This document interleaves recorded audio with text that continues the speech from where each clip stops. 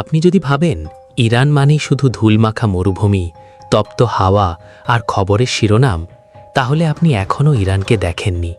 কারণ এই দেশটা আসলে একটা যাত্রা, ধীরে ধীরে খুলে যাওয়া এক রহস্যের দরজা।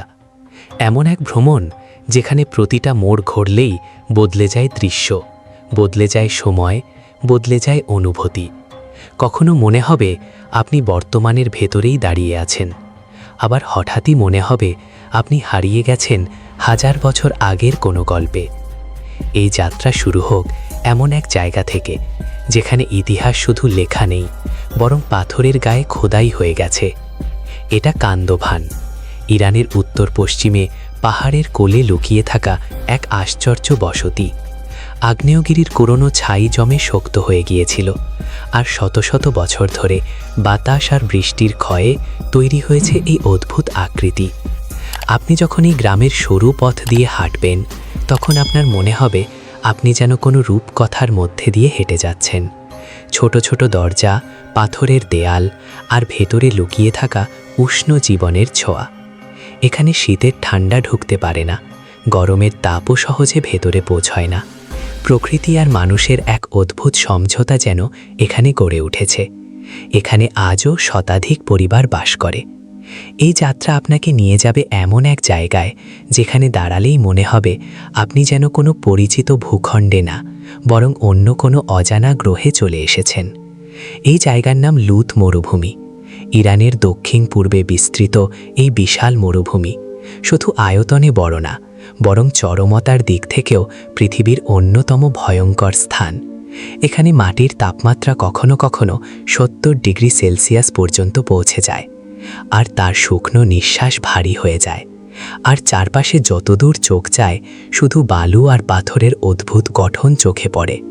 তবু আশ্চর্যের বিষয় হলো এই কঠিন পরিবেশই আবার তৈরি করেছে এক অপার সৌন্দর্য। সূর্য ওঠার সময় বালুর ঢেউগুলো সোনালি আলোয় ঝলমল করে ওঠে, আর সন্ধ্যা নামলে পুরো দৃশ্যটা লাল, কমলা আর গভীর ছায়ায় বদলে যায়, যেন প্রকৃতি প্রতিদিন এখানে নতুন করে নিজের ছবি আঁকে। এই মরুভূমির ভেতরে থাকা বিশাল ইয়ারডাং গঠনগুলো বাতাসের ক্ষয়ে তৈরি হওয়া দীর্ঘ খাঁজকাটা পাথরের দেয়াল। দেখতে এমন লাগে যেন কোনো হারিয়ে যাওয়া শহরের ধ্বংসাবশেষের সামনে দাঁড়িয়ে আছেন, কিন্তু কাছে গেলে মনে হয় এগুলো মানুষের না, বরং সময় আর প্রকৃতির হাতে গড়া এক নিখুঁত স্থাপত্য। আপনি দাঁড়িয়ে আছেন পার্সেপোলিসে, এমন এক নাম যেটা একসময় মানেই ছিল ক্ষমতা, গৌরব আর সাম্রাজ্যের অহংকার। খ্রিস্টপূর্ব 518 সালে গ্রেট দারিয়াস এই শহর তৈরি করেছিলেন। চারপাশে উঁচু স্তম্ভ, বিশাল প্রাসাদ আর সূক্ষ্ম খোদাই, যেখানে দেখা যায় দূর দূরান্ত থেকে আসা মানুষের সারি, যারা একসময় এখানে এসে রাজাকে সম্মান জানাত। আজও যেন সেই পদচারণার শব্দ ভেসে আসে। আপনি ধীরে ধীরে হাঁটছেন আপাদানা প্রাসাদের ভেতর দিয়ে। পাথরের ঠান্ডা স্পর্শ, ভাঙা দেয়ালের ছায়া আর সূর্যের আলো এসে পড়েছে পুরনো খোদাইয়ের উপর। মনে হচ্ছে এই জায়গাটা এখনও পুরোপুরি নীরব না, বরং খুব আস্তে, খুব গভীরভাবে কথা বলছে। পারস্য উপসাগরের মাঝে অবস্থিত কেশম দ্বীপ যেন এক জীবন্ত ভূতাত্ত্বিক জাদুঘর, যেখানে প্রতিটা পাথর, প্রতিটা গঠন নিজের মতো করে একটা গল্প বলে। এখানে আপনি ঢুকে পড়তে পারেন পৃথিবীর দীর্ঘতম লবণ গুহাগুলোর একটাতে, যেখানে ভেতরের ঠান্ডা বাতাস, সাদা ঝকঝকে দেয়াল আর অদ্ভুত প্রতিধ্বনি আপনাকে এমন এক জগতে নিয়ে যাবে যেখানে সময় যেন থেমে আছে। আবার আছে স্টার্স ভ্যালি, একটা এলাকা যেখানে পাথরগুলো এমনভাবে কাটা আর বাঁকা হয়ে আছে যেন আকাশ থেকে কিছু এসে পড়ে এই জায়গাটাকে বদলে দিয়েছে। স্থানীয়দের বিশ্বাস এটা নাকি তারার আঘাতে তৈরি। বিজ্ঞান বলে এটা বাতাস আর পানির দীর্ঘদিনের ক্ষয়ের ফল। কিন্তু আপনি যখন এখানে দাঁড়াবেন, চারপাশের নিস্তব্ধতা আর অদ্ভুত গঠনের দিকে তাকাবেন, তখন মনে হবে ব্যাখ্যার বাইরে এই জায়গাটার একটা আলাদা রহস্য আছে।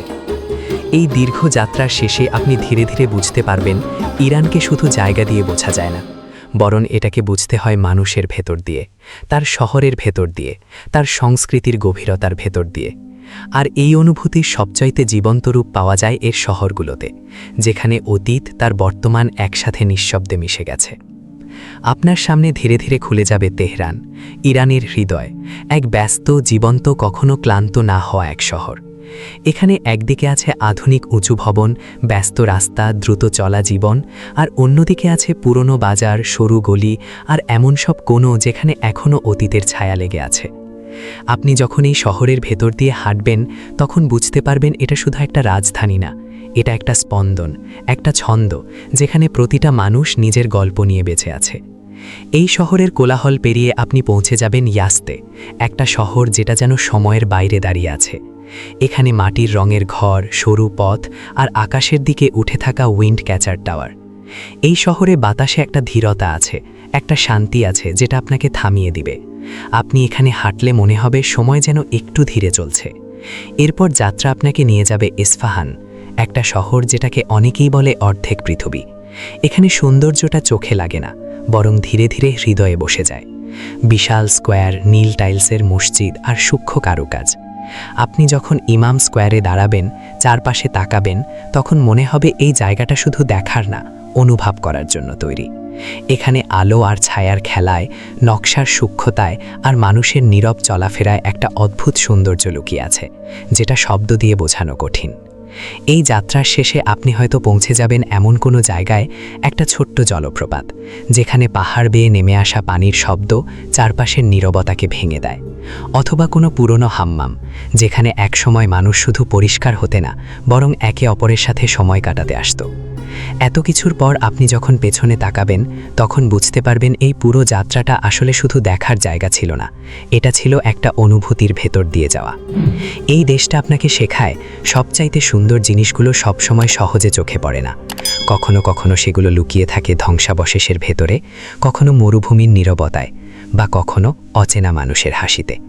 আর যখন এই সব কিছু একসাথে মিশে যায়, তখন একটা দেশ শুধু একটা মানচিত্রের অংশ থাকে না, এটা হয়ে ওঠে একটা গল্প, একটা অভিজ্ঞতা, একটা অনুভূতি, যেটা আপনি শেষ করলেও আপনার ভেতরে রয়ে যাবে।